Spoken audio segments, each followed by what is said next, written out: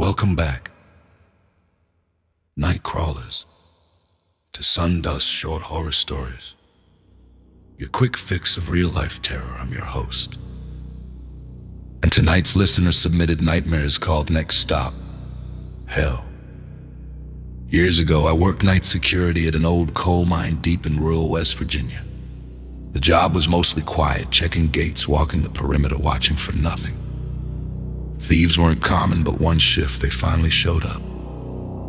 Two guys on four-wheelers came tearing through the mountains, no roads, just straight over the rugged terrain. Engines off, coasting silently down a steep hill to avoid detection. I ducked behind a dumpster and watched they hopped off, started grabbing thick coils of heavy cable wire, hooking them to the backs of their ATVs. Copper thieves, plain and simple, planning to strip it and sell the metal. I was about to radio it in when, out of nowhere, an enormous bear exploded into the clearing.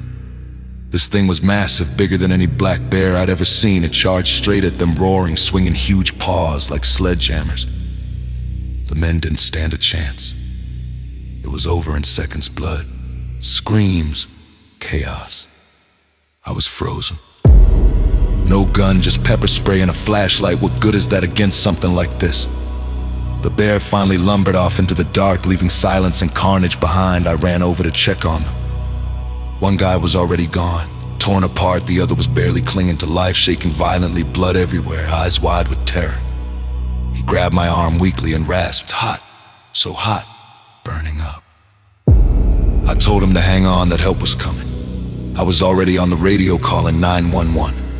But he kept going, voice getting frantic. "Fire! I see fire everywhere. Put it out. Please put out the fire."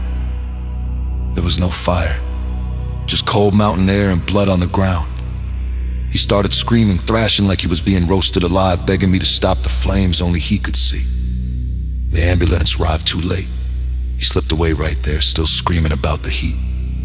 I never told the paramedics or the cops about the fire part. How could I explain it? Shock, delirium from blood loss, but deep down I knew that man wasn't just dying. He was getting a preview, a glimpse of where he was headed next, and whatever he'd done in life, it wasn't good enough to avoid the flames. That's next stop, hell. Think twice before you steal, folks. If that one made your skin crawl, smash like, subscribe to Sundust Short Horror Stories for a new tale every week, and drop a comment below. Ever witnessed something that felt supernatural? A deathbed vision, or a close call in the wild? Tell us. Your story could be next. Thanks for listening. Stay safe out there, and stay on the right side of the fire.